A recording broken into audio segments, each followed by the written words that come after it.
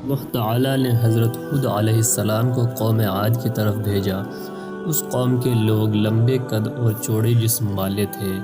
ان میں کا سب سے لمبا 100 گز کا اور ٹھیکنا 60 گز کا آدمی تھا۔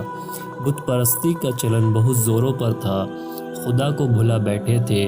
پتھر کاٹ کاٹ کر پہاڑوں میں خوبصورت سے خوبصورت مکان بناتے تھے، لیکن پتھر کے کام میں جتنے ماہر تھے اتنے ہی پتھر دل بھی تھے۔ پھر بھی ان میں ایک گروہ بھلے آدمیوں کا بھی تھا جو اللہ تعالیٰ پر ایمان لایا تھا، لیکن ظالموں کے ڈر سے اپنا ایمان چھپائے ہوئے تھا۔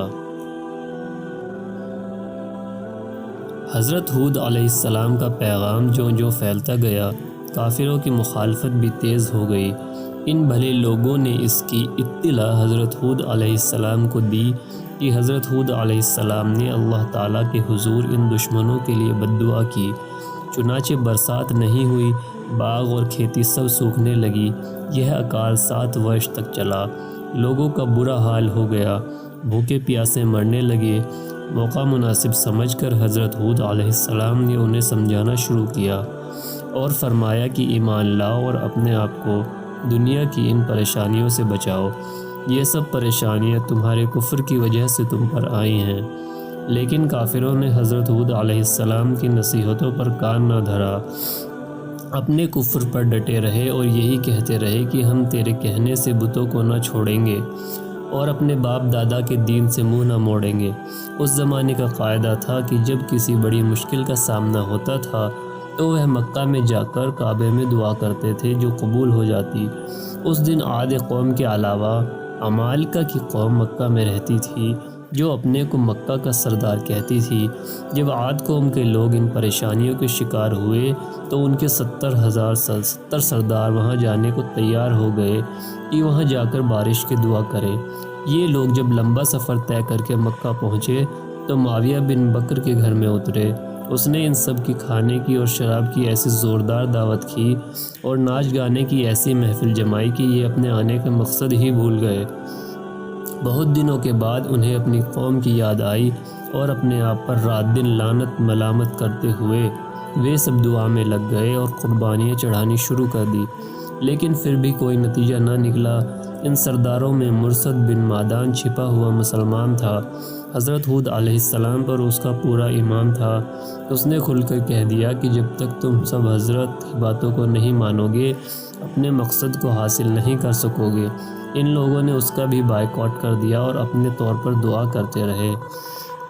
ان میں سے 3 ٹکڑے بادل کے دکھائی دیے، سفید، کالا اور لال، اور ان بادلوں میں سے آواز آئی کہ ان میں سے کوئی ایک ٹکڑا اختیار کر لو، اس کے بعد خدا کے حکم کا انتظار کرو۔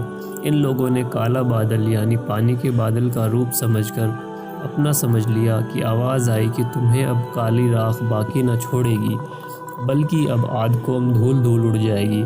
اللہ تعالیٰ کے حکم سے وہ کالا بادل عاد کی قوم کی طرف بڑھا۔ لوگ کالا بادل دیکھ کر بہت خوش ہوئے، لیکن انہیں من میں یہ وچار نہیں آ سکا کہ یہ عذاب اللہ کا ہے۔ حضرت ہود علیہ السلام کے انکاری حضرت ہود علیہ السلام کا مذاق اڑانے کے لیے کہا کرتے تھے، بڑا سچا بنتا ہے تو لے آنا اللہ کا عذاب، ہم تیری بات کہاں مان رہے ہیں۔ لیکن انہیں کیا خبر تھی کہ جس حقیقت کو وہ مذاق سمجھ رہے ہیں وہ حقیقت بن کر سامنے آ جائے گی۔ جب حضرت ہود علیہ السلام نے دیکھا کہ عذاب آ گیا تو اللہ ہی کے حکم سے اپنے 4,000 ایمان والوں کو ساتھ لیا اور باہر نکل کر ان سے کہا کہ یہ دائرہ جو میں نے انگلی سے تمہارے چاروں طرف کھینچ دیا ہے اور تمہیں خدا ہی کے حکم سے اس میں بٹھا رہا ہوں تاکہ تم اس عذاب سے بچے رہو۔ دیکھتے دیکھتے کالا بادل آندھی طوفان میں بدل گیا۔ قوم کے لوگ گھبرا گئے۔ طوفان اتنا زبردست تھا کہ انسان تک ہواؤں میں اڑ اڑ کر کافی دور تک پٹک پٹک اٹھتے، ہڈیاں چور چور ہو جاتی۔ لوگ گھبرا کر گھروں کی طرف بھاگے تاکہ سر چھپا سکیں اور طوفان کی اس تیزی سے اپنے کو بچا سکیں۔ جب مکان اور گھر گرنے ڈھہنے لگے تو دب دب کر لوگ مرنے لگے۔ 7 دن اور رات تک یہ آندھی طوفان کا سلسلہ چلا۔ تباہی اور بربادی کا ننگا ناچ ہوتا رہا اور عاد قوم اللہ کے عذاب کا شکار ہو گئی۔ ہاں، حضرت ہود علیہ السلام اور ان کے ساتھی اس سے بچے رہے۔ جب عذاب کا سلسلہ ختم ہوا تو حضرت ہود علیہ السلام اور ان کے ساتھیوں نے ایک طرف اپنے رہنے کو مکان تیار کیے اور پھر سے رہنے سہنے لگے۔ حضرت ہود علیہ السلام 464 سال کے ہوئے تو ان کا انتقال ہو گیا۔ واللہ اعلم۔ انا للہ و انا الیہ راجعون۔